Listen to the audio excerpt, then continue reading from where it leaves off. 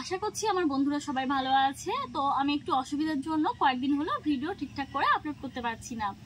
তো আজ তোমাদের জন্য একটা দারুণ রেসিপি নিয়ে এসেছি, বাংলাদেশের একটা দারুণ জনপ্রিয় রেসিপি, ইলিশ মাছের লেজ ভর্তা। দেখো, ইলিশ মাছের লেজ ভর্তা করার জন্য আমি এখানে ছোট ইলিশের 5টা লেজ নিয়ে এসেছি।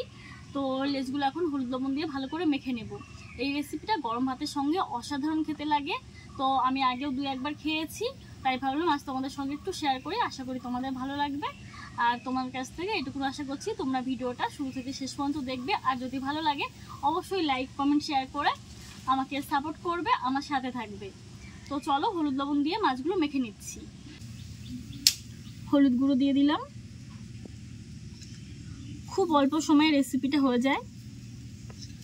ইলিশ মাছের লেজ বাড়িতে সাধারণত কেউ খেতে চায় না, তো তখন কিন্তু আমরা এরকমভাবে ভর্তা তৈরি করে নিই। তোমরা চাইলেও কিন্তু রেসিপিটা ফলো করতে পারো। লেজগুলো হলুদ লবণ দিয়ে মেখে নিয়েছি, সরিষার তেলে ভেজে নেব। সরিষার তেল দিয়ে দিলাম।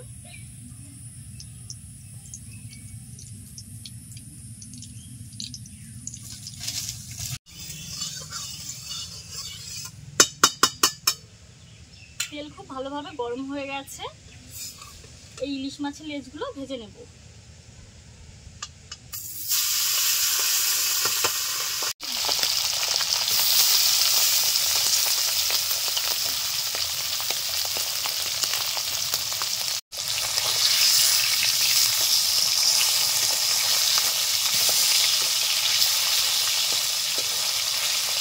মিডিয়াম আছে আস্তে আস্তে মাছগুলো ভেজে নেব। এই রেসিপিটা বানানো খুবই সহজ, খুব বেশি উপকরণ কিন্তু লাগে না। দেখো, আমি এখানে নিয়ে এসেছি কয়েকটা ধনিয়া পাতা। ধনিয়া পাতাগুলো অনেকদিন আগে আনা, তাই একটু হলুদ হয়ে গেছে, তো এখনো খাওয়া যাবে। আর নিয়েছি পেঁয়াজ, আর মাছ মাখানোর সময় তোমরা তো দেখলে হলুদ লবণ নিয়েছি। আর নিয়েছি কয়েকটা শুকনো লঙ্কা। তো চলো, এই ধনিয়া পাতা আর পেঁয়াজটাকে এখন কেটে নিচ্ছি।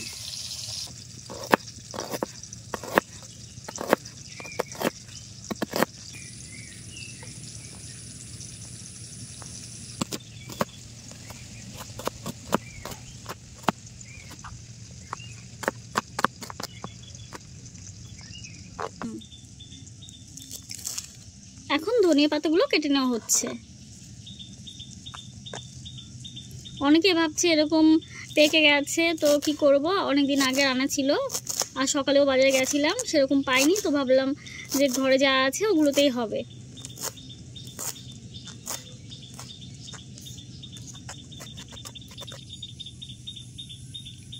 তো সব কিছু কাটা হয়ে গেল, এদিকে মাছগুলো ভাজা হয়ে গেছে।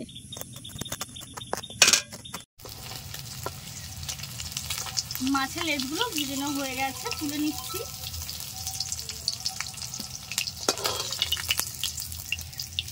এই তেলেই কয়েকটা শুকনো লঙ্কা ভেজে নেব।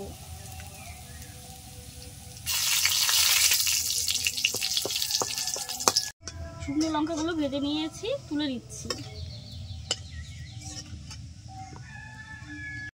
ভাজা মাছগুলো ভেঙে নেব।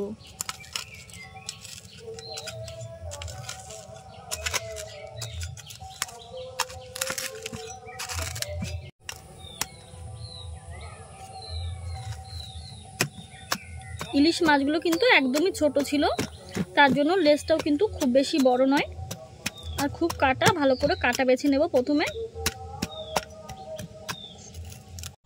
দেখো, কাটা প্রায় বাছা হয়ে গেছে, আর একদম ছোট ছোট কয়েকটা আছে, তো আমি চেষ্টা করছি বেছে নেওয়ার জন্য।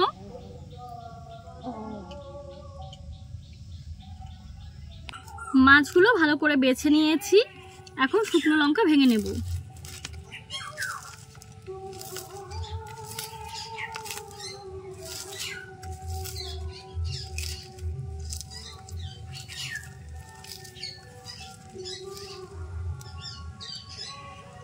দিচ্ছি একটু লবণ। পেঁয়াজগুলো চটকে নেব।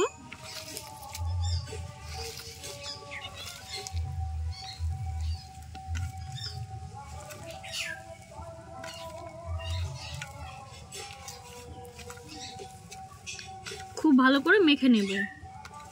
আর একটু মাছ ভাজা তেল দিয়ে দেব। একটু দিয়ে দিচ্ছি মাছ ভাজা তেল।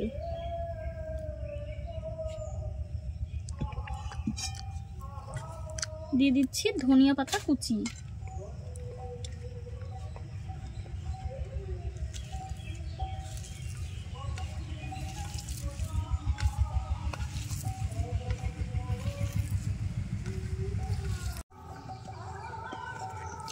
যত মেখে নেবে তত বেশি ভালো হবে, তত বেশি টেস্টি লাগবে।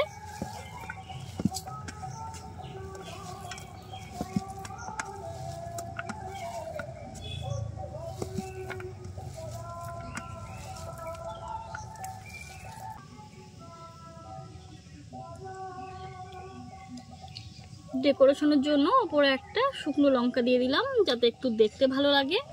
তো এই রেসিপিটা কেমন লাগলো অবশ্যই জানিও। ভালো লাগলে লাইক কমেন্ট শেয়ার করে আমাকে সাপোর্ট করে আমার পাশে থেকো। আর হ্যাঁ, যদি এখনও চ্যানেলটি সাবস্ক্রাইব করা না হয়ে থাকে তাহলে অবশ্যই সাবস্ক্রাইব করো।